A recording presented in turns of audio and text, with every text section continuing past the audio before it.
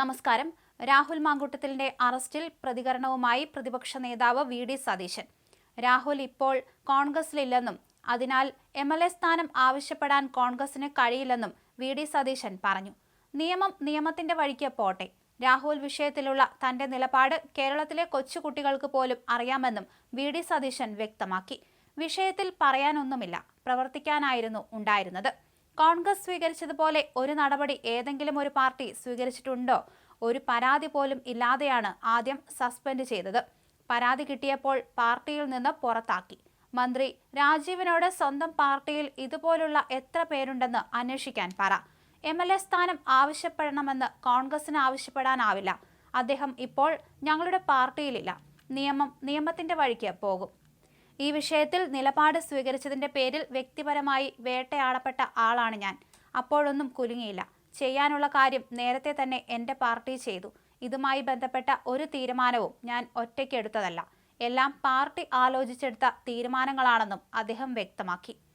കൂട്ടത്തിൽ നിർത്താൻ കൊള്ളാത്തവനെന്ന് കണ്ടാണ് രാഹുൽ മാങ്കൂട്ടത്തിലിനെ പുറത്താക്കിയതെന്നായിരുന്നു കെ മുരളീധരന്റെ പ്രതികരണം.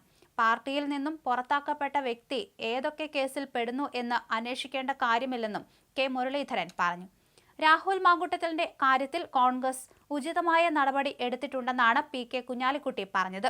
ഇനി കോൺഗ്രസ് മറുപടി പറയേണ്ട കാര്യമില്ലെന്നും രാഹുലിന്റേത് ഇപ്പോൾ വ്യക്തിപരമായ വിഷയം മാത്രമാണെന്നും കുഞ്ഞാലിക്കുട്ടി പറഞ്ഞു.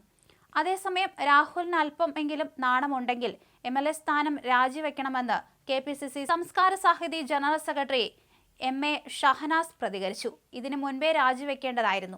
ഇപ്പോഴും സ്ത്രീകൾ ഒപ്പം നിന്ന് ഫോട്ടോ എടുക്കുന്നത് കാണുമ്പോൾ വല്ലാത്ത വിഷമം തോന്നാറുണ്ട്. മത്സരിക്കാൻ കോൺഗ്രസ് ഇനി സീറ്റ് നൽകുമെന്ന് കരുതുന്നില്ല. ഇനിയും ഇരകളുണ്ട്.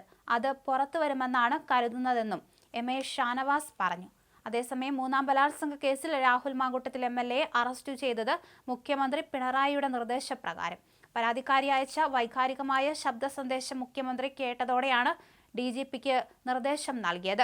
രാഹുൽ പുറത്തു നിൽക്കുന്നത് തന്റെ കുടുംബത്തിന് ഭീഷണിയാണെന്നും അറസ്റ്റ് വൈകുന്നതിൽ വലിയ ആശങ്കയുണ്ടെന്നും സന്ദേശത്തിൽ പരാതിക്കാരി വ്യക്തമാക്കിയിരുന്നു. വിദേശത്തു നിന്ന് എത്തിയ ശേഷം 164 മൊഴി രേഖപ്പെടുത്തിയാൽ മതി അറസ്റ്റ് എന്ന പോലീസിന്റെ മുൻ തീരുമാനമാണ് ഇതോടെ മാറിയത്. മുഖ്യമന്ത്രിയുടെ നിർദ്ദേശത്തിന് പിന്നാലെ DGP ഇന്നലെ രാത്രി 8 മണിയോടെയാണ് അറസ്റ്റ് സംബന്ധിച്ച അന്തിമ തീരുമാനം കൈക്കൊണ്ടത്. പിന്നാലെ അതീവ രഹസ്യമായ നീക്കങ്ങളിലൂടെയായിരുന്നു രാഹുലിനെ അറസ്റ്റ് ചെയ്തത്.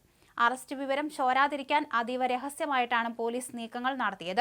AIG പൂങ്കുഴലിയുടെ നേതൃത്വത്തിൽ വിശ്വസ്തരായ ഉദ്യോഗസ്ഥരെ മാത്രം ഉൾപ്പെടുത്തി നടത്തിയ മിന്നൽ ഓപ്പറേഷനായിരുന്നു ഇത്. രാഹുലിനെതിരായ ബലാത്സംഗ കേസുകൾ അന്വേഷിക്കുന്ന പ്രത്യേക അന്വേഷണ സംഘത്തിലെ ടീമിലെ മറ്റംഗങ്ങളെ പോലും ഒഴിവാക്കി AIG നേരിട്ട് കാര്യങ്ങൾ ഏകോപിപ്പിക്കുകയായിരുന്നു.